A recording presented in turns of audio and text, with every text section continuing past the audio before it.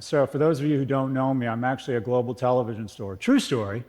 I've had 4 TV series in the last 3 years. 2 of them have been canceled before they were launched, and 2 were canceled within 6 weeks. Let's recap.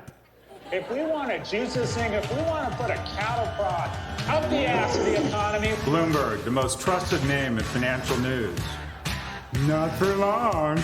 I'm going to do whatever I can for this country of ours. Oh, Jesus Christ. Jesus, come on, dude. You're 0 for 2. Are you stuck?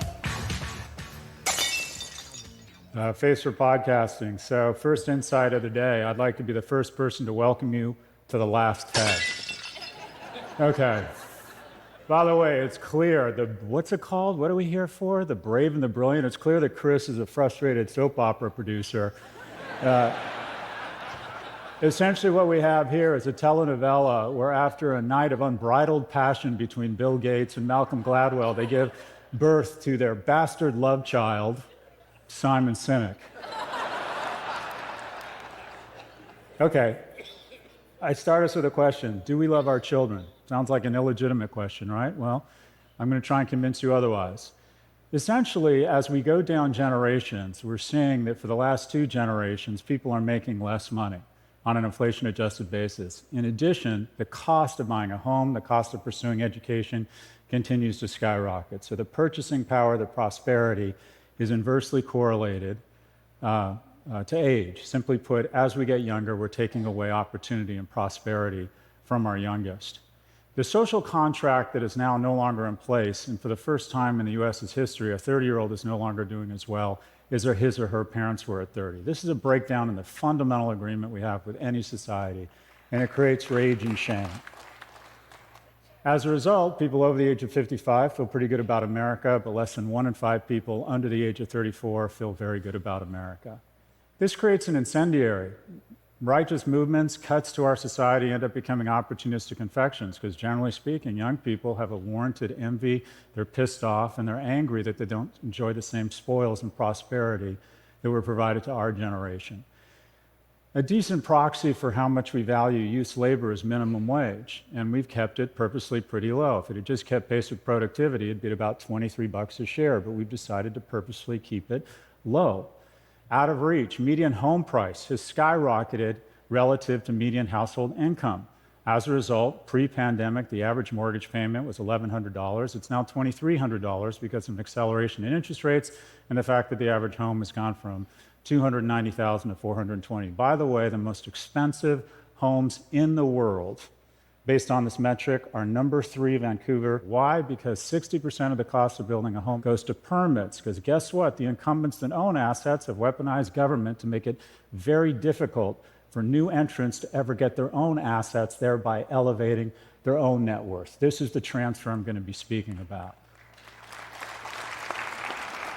This has resulted in an enormous transfer of wealth, where people over the age of 70 used to control 19% of household income, versus people under the age of 40 used to control 12. Their wealth has been cut in half. This isn't by accident, it's purposeful.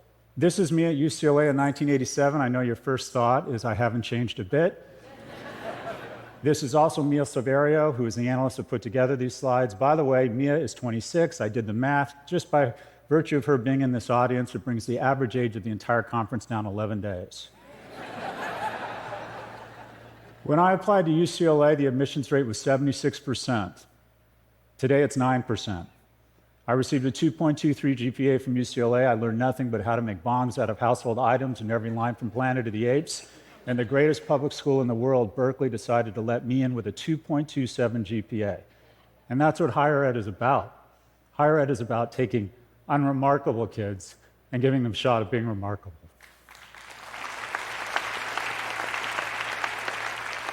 And every year, it's gotten more expensive. Higher ed and homes, and the ability, not only is higher ed incredibly expensive, it's not accessible, because me and my colleagues are drunk on luxury, and I'll come back to that. We've embraced the ultimate strategy. Me and my colleagues in higher ed wake up every morning and ask ourselves the same question when we look in the mirror. How can I increase my compensation while reducing my accountability? And we have found the ultimate strategy. It's called an LVMH strategy, where we artificially constrain supply to create aspiration and scarcity such that we can raise tuition faster than inflation. And old people and wealthy people have done the same thing with housing. All of a sudden, once you own a home, you become very concerned with traffic, and you make sure that there's no new housing permits. And here is a memo to my colleagues in higher ed. We're public servants, not fucking Chanel bags.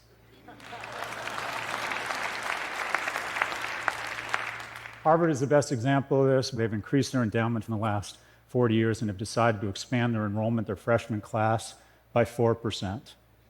Any university that doesn't grow their freshman class faster than population, that has over $1 billion in endowment, should lose their tax-free status because they're no longer in higher education. They're a hedge fund offering classes.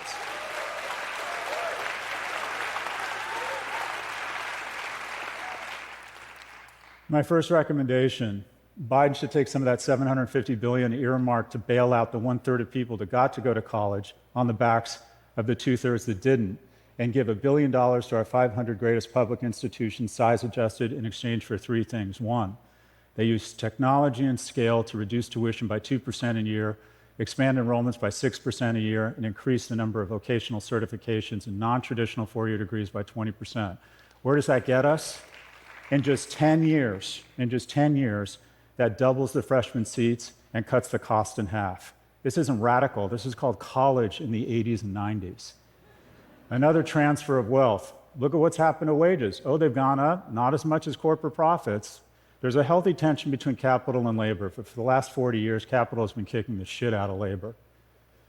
Well, you think, whoa, what about wages, right? They've gone up.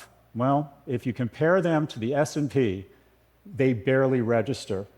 It's been an amazing time to own assets, but your attempt to get the certification or the income such that you can acquire assets has gotten harder and harder. In my class of 300 kids, it's never been easier to be a billionaire. It's never been harder to be a millionaire. By the way, our job in higher ed isn't to identify a top 1% of people who are freakishly remarkable or have rich parents and turn them into a superclass of billionaires.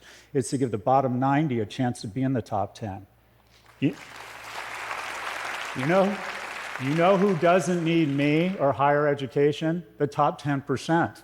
The whole point of higher ed is to give the unremarkables, i.e. yours truly, who was raised by a single immigrant mother, a shot at being remarkable. The transfer has been purposeful. While the cohorts, corporations, and the ultra-wealthy continue to garner more and more of our wealth, we have decided, I know, if they win the gold, let's give them the silver and the bronze, and let's lower their taxes. This transfer is purposeful. It's not by accident. And it works. Senior poverty is way down, and we should celebrate that. Meanwhile, child poverty is flat to up. The third rail, I'm going to talk about Social Security. It would cost $11 billion to expand the child tax credit, but that got stripped out of the infrastructure bill. But the additional $135 billion a year to Social Security, that flies right through Congress. And every year we transfer $1.4 trillion from a cohort that is increasingly doing less well to the cohort that is the wealthiest cohort in the history of this planet. I'm not against Social Security, but the criteria should be if you need it, not whether you have a catheter. 80% of you have absolutely no reason to ever take Social Security. It is bankrupting our nation, and we have fallen under this mythology that somehow it's this great social program. No, it's not. It's the great transfer of wealth from young to old. How is this happening? Because our representatives are, in fact, representative. Old people vote. Washington has become a cross between the land of the dead and the Golden Girls. Quite frankly, this is fucking ridiculous. And if I sound ageist, I am. And you know who else is ageist? Biology. When Speaker Pelosi had her first child, get this, 2/3 of households didn't have color televisions, and Castro had just declared martial law. But she's supposed to understand the challenges of a 17-year-old girl who's 5'9", 95 pounds, getting tips on dieting and extreme dieting from Facebook. She's supposed to understand the challenges that a 27-year-old single mother face. By the way, young and dreamy. Young and dreamy.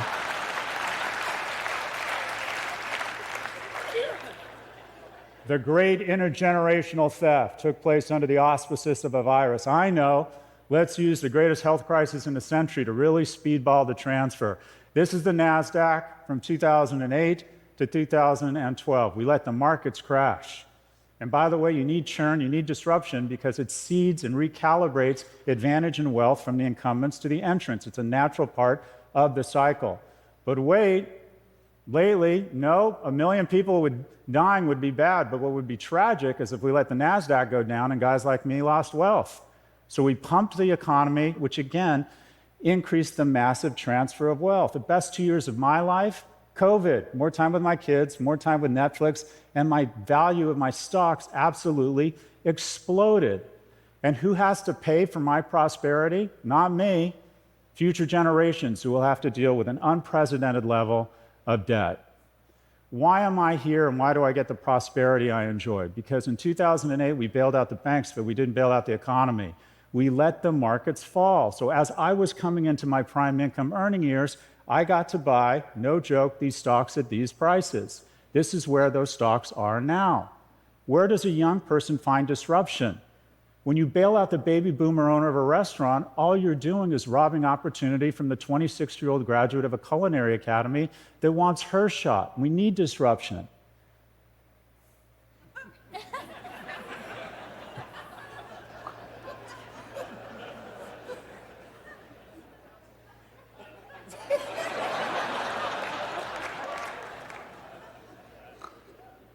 I just like this slide. It has no context or relevance.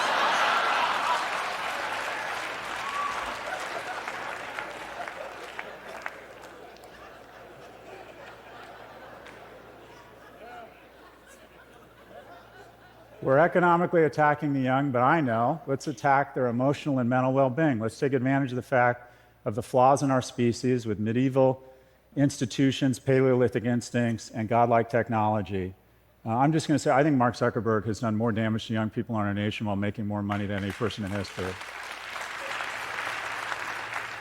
Oh, but wait, what could be worse? It's as if we let an adversary implant a neural jack into our youth to raise a generation of civic, military, and business leaders that hate America. How can we be this stupid? All right, this all adds up to a bunch of graphs all headed up into the right. And what are they? What's the first one? Oh, that's self-harm rates, which have exploded, especially among girls, since my colleague Jonathan Haidt pointed out it's really gone crazy since social went on mobile. What's the next one? Teens with depression. The next one, men and women not having sex. Biggest fear of my parents was that I was going to get in too much trouble. My biggest fear, honestly, is that my kids aren't going to get into enough trouble. By the way, my advice to every young person watching this program is go out, drink more, and make a series of bad decisions that might pay off. Next graph, cumulative gun deaths. You're more likely to be shot in the United States if you're a toddler or an infant than a cop. Next graph, obesity, way up. By the way, the industrial food complex wants to addict you to shitty, fatty food so they can hand you over to the industrial diabetes complex. We should not romanticize obesity. You're not finding your fucking truth, you're finding diabetes. Overdose deaths, way up. Deaths of despair. When I was in high school, it was drunk driving. Now it's kids killing themselves. Young people don't want to have kids anymore. 2/3 of people aged 30 to 34, able-bodied, used to decide to have at least one child. It's been cut in half. It's now less than a third, 27%. As a result, people over the age of 60 in the US, pretty happy. People under the age of 30, not so much. Some of the lowest in the free world. What can we do? Nothing wrong with America that can't be fixed with what's right with it. We got the hard stuff figured out. There are programs to address all of these issues that cost a lot of money. That's the hard part. And we have figured this out. In just 5 minutes post an earnings call, we can add $250 billion to the economy. We've got the hard part figured out, the resources. We have the money, but we decide not to do it. This is per capita spending on childcare in the United States relative to other nations. This is housing permits. Things are doable. We increase minimum wage to $25 an hour. It goes into the economy. The wonderful things about low and middle income households is they spend all their money. We have to restore a progressive tax structure with alternative minimum tax on corporations and wealthy individuals. We need to refund the IRS. We need to reform Social Security. It should be based on whether you need the money, not on how old you are. We need a negative income tax. My friend Andrew Yang screwed up a great idea, but he branded it incorrectly. Instead of calling it UBI, he should have got Republicans on board by calling it a negative income tax. We need to eliminate the capital gains tax deduction. When did we decide that the money that capital earns is more noble than the money that sweat earns? Shouldn't it be flipped? We need to remove 230 protection for all algorithmically elevated content. We need identity verification. The reason we can have identity verification is because we have a First Amendment. Break up big tech. We have monopolies that are incurring greater and greater costs on every small business and parents because, again, see above, our representatives don't understand these technologies. We need to age-gate social media. There's absolutely no reason anyone under the age of 16 should ever be on social media. We need universal pre-K. We need to reinstate the expanded child tax credit. We need term limits, see above Andrew Yang. We need income-based affirmative action. Any visible signs of affirmative action make no sense at all. You would rather be born gay or non-white in the United States today than poor, and that's a sign of our progress and our need to recalibrate who we give advantage to. Affirmative action, of which I'm a beneficiary of, I got Pell Grants, I got unfair advantage. Affirmative action is a wonderful thing, and it should be based on color. It should be based on green, how much money you have or don't have. Expand college enrollment and vocational programs, mental health, ban phones in schools, invest in third places, big brothers and sisters programs. We need national service. We need to tell people in the United States and Canada that they live in the greatest countries in the world, and we need to remind them of that every day by exposing them to other great Americans where they feel connected tissue. We can do all of this. We can do all of it. We have the resources. The question is, do we have the will? This is my last slide. It is an emotionally manipulative slide to try and get you to like me more. But it does have a message. This is the whole shooting match. Anybody here without kids, ask someone with kids. You have your world of work, you have your world of friends, you have your world of kids. Something happens here, your whole world shrinks to this.